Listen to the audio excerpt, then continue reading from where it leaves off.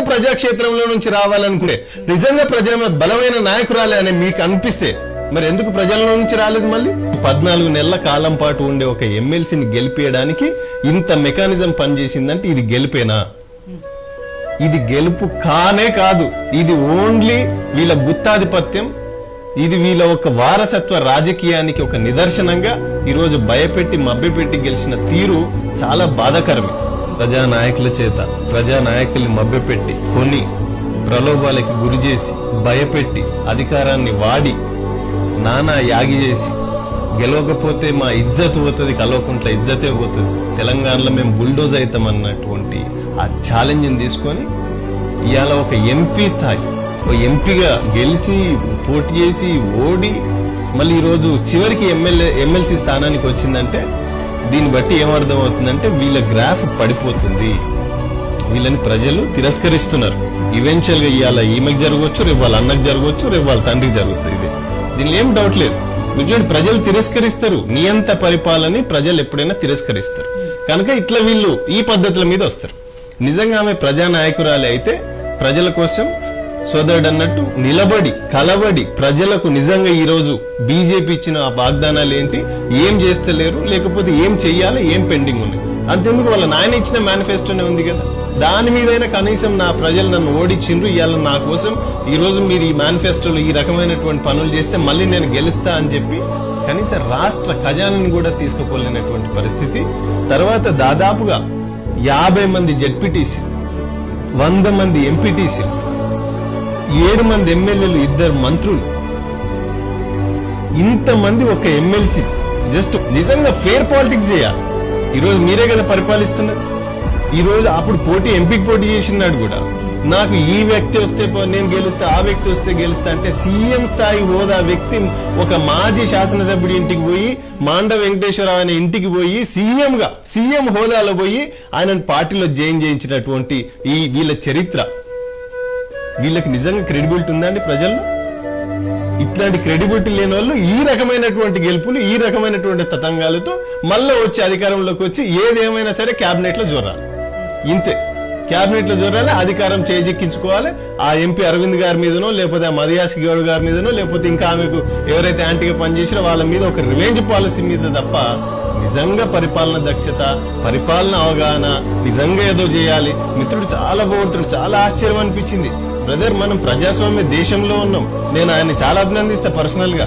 మీరు మరో రోషయ్య కావాలి తెలంగాణలో అని చెప్పి. అరే ఇంత జోకుడు ఎందుకబ్బా? మానండి ఇంత జోకుడు.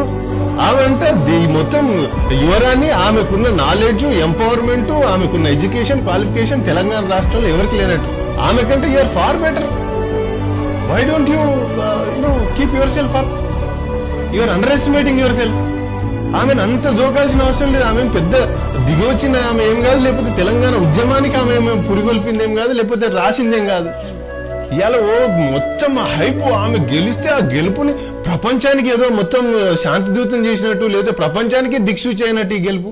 నిజంగా ఆమె గెలవాలి, పోటీ చేయాలంటే మరి మొన్న హుజూర్నగర్లో ఎందుకు పోటీ చేయాలి? మరి ఈడ చేయొచ్చు కదా. రామలింగారెడ్డి గారు చనిపోయిన తర్వాత ఆడ క్యాన్సిల్ చేసుకుని ఇక్కడ నామినేషన్ వేసి ఉండొచ్చు కదా. ఈ రోజు అమాయకులైనటువంటి పాప ఆ నాయకులను పట్టుకొని భయపెట్టించి వాళ్ళకి లేని ఆశలు చూపించి ఈ రోజు గెలిచి దాన్ని మొత్తం హైప్ హంగామా ఏ ఛానల్ చూసినా ఈ రోజు ఆమె గెలిపేదో ప్రపంచానికి దిక్సూచి అయినట్టు చేసేస్తారు మొత్తం. వాళ్ళ క్రెడిబిలిటీ లేదు, వాళ్ళు ఏదో ఒక దారిలోనో లేకపోతే మభ్య పెట్టో బెదిరించో ఇంకేదో చేసి తెచ్చుకున్నారు. మీరెందుకు థర్డ్ ప్లేస్కి వెళ్ళారు? ప్రజల్లో థర్డ్ ప్లేస్ కి వెళ్ళేది అనేది ఈ యొక్క ఎలక్షనే కాదు, మీకు ఏ ఎలక్షన్ తీసుకున్నా కూడా ఫేర్ పాలిటిక్స్ జరిగినప్పుడు నేచురల్ గా వదిలేయాలి, ప్రజా తీర్పును వదిలేయాలి. ఇందాక బ్రదర్ చాలా బాగా చెప్పారు. ఈ బిఫోర్ కరోనా వాళ్ళ సింగారం చూస్తే నిజంగా ఆశ్చర్యం అండి. ఇది దురదృష్టకరం. క్యాంపులు పెట్టి మందులు దాపి లక్షల రూపాయలు ఫండ్స్ ఇచ్చి ఇట్లా మేము కానీ బీజేపీ కానీ ఎవరు చేయలేక ఇట్లాంటి పనులు. సరే నిజంగా క్రెడిబిలిటీ ఉంటే నాయకులకు ఫలానా వ్యక్తి కావాలనుకుంటే ఆ వ్యక్తికి ఓటేస్తారు అనుకున్నాం, కానీ ఇంత దారుణంగా దిగజారిపోతారా?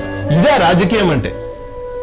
ఒక్క ఎమ్మెల్సీకి అది క్యాబినెట్ లోకి రావడానికి వాళ్ళకి తెలుసు, ప్రజల్లోకి పోతే మళ్ళీ తిప్పి ఉరికించి కొడతారని తెలుసు. అందుకనే ఎట్టు పోకుండా కాము ఇంట్లో కూర్చొని ఇవాళ గెలిచి రేపు క్యాబినెట్ లోకి వస్తారు. ఇంకా మంత్రి ఇంకెవరైనా ఉంటే ఆ హిమాంశు ఎవరు అంటారు కదా, వాళ్ళని కూడా తీసుకొచ్చి పెడితే అయిపోతుంది. ఇక కొంచెం టైం ఉంది.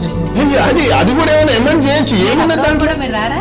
అప్పటి వరకు కూడా మీరు రారా? అంటే మేము రామాని కాదు, అంటే వాళ్ళు చేయాలనుకుంటే ఏదైనా చేస్తారంటున్నా. ఆయన ఒకటి మిగిలింది ఇప్పుడు బహుశా. ఇంత అంటే నేను ఏమంటున్నా, ప్రజాస్వామ్య దేశంలో ఇప్పుడు మీరు బలంలో ఉన్నారు, మీరు అధికారంలో ఉన్నారు, మీకు అంగబలం ఉంది, మందబలం ఉంది, డబ్బు బలం ఉంది, అంత ఉంది కదా. ఇంత భయం ఎందుకు మీకు? క్యాంపులు పెట్టా, రూలింగ్ పార్టీ క్యాంపులు పెట్టి ఎలక్షన్ చేస్తుందా? ఇది దేనికి సంకేతం అండి? ఇది ఇంత దారుణమైన పాలిటిక్స్ దిగజారి ఇవాళ ఒక గెలుపును మొత్తం అయిపోయింది, ఇంకా అయిపోయింది, మొత్తం మేమే గెలుస్తున్నాం. ఏం గెలవరు, ఇదే దుబ్బాకలో జనాలు ఉరికించి కొడతారు, డిపాజిట్ రాకుండా వీళ్ళకి చేస్తారు. మీరు చూడండి రేపు ఏం జరుగుతుందో. మీరు జిహెచ్ఎంసీలు ఇంత అంత అంటారు కదా, జనాలలో డిఫరెంట్ మైండ్ సెట్ ఉంది. ఏం చెప్పారు, ఏం చేశారు, ఉమ్మడి ఆంధ్ర చాలా బెటర్ ఉంది అనే ఆలోచనకు దిగింది ఇవాళ ప్రజలు. ఇంత దారుణమా? ఎన్డీఆర్ఎఫ్ వాళ్ళకి హెచ్చరిక జారీ చేసింది. హైదరాబాద్ లో 72 అవర్స్ భారీ వర్షాలు ఉన్నాయి, అతి భారీ వర్షాలు ఉన్నాయి, కొట్టుకోవాలి, జాగ్రత్త. రోడ్ల మీద ఈతలు కొడుతున్నాయి. 65,000 కోట్లు ఖర్చు పెట్టడానికి కేటీఆర్ డబ్బా కొట్టుకుంటాడు. అక్కడ మరి పరిస్థితి ఇంకా ఎట్లుంటుందో చూడాలి నెక్స్ట్ వర్షం. ఇంత దారుణమైనటువంటి పరిపాలన చేస్తూ కమిషన్ల కోసమే పథకాలు పెడుతూ అన్ని మిషన్లే. మీరు చూడండి, మిషన్ భగీరథ, లేకపోతే మీకు ఇక ఇప్పుడు కట్టిన ప్రాజెక్టు కానీ వాళ్ళు తెచ్చినాయి కానీ ఏవైనా కమిషన్, మిషన్, ఇవి రెండే తప్ప వేరే ప్రజల మీద, ప్రజలు కోరుకున్న తెలంగాణ ఏంది, అసలు ఎంప్లాయ్మెంట్ ఏంది, ఎంపవర్మెంట్ ఏంది, ఇండస్ట్రీస్ ఏంది, ఇన్ఫ్రాస్ట్రక్చర్ ఏంది, అసలు ఏం చేస్తే నిజంగా తెలంగాణ ప్రజలకు న్యాయం చేయగలుగుతాం, కనీస అవగాహన. ఇలా గల్ఫ్ కార్మికులను మోసం చేసింది ఇదే కవితమ్మ కాదా? గల్ఫ్ పోయి క్యాంపులలో తిరిగి వాళ్ళు పెట్టిన భూమదిని వచ్చి నేను భూమిగానే తెల్లారి గల్ఫ్ కార్మికుల కోసం పాలసీ తెస్తా అని చెప్పింది ఈమె కాదా? అందుకే ఏదో ఓడిచ్చారు మొన్న. ఇవాళ నిజంగా మళ్ళీ ప్రజలను ఆ ఓటింగ్ కానీ ఉంటే ఈ రోజు మరో తీర్పు ఉండేది.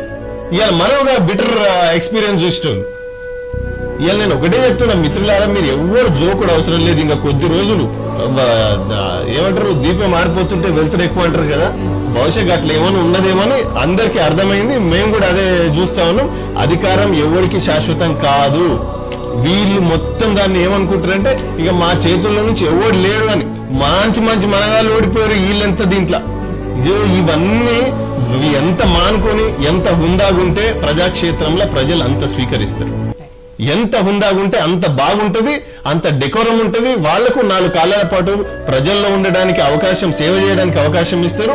మీకు కూడా ఒక మంచి హుందాతనం ఉంటది మార్కెట్లో.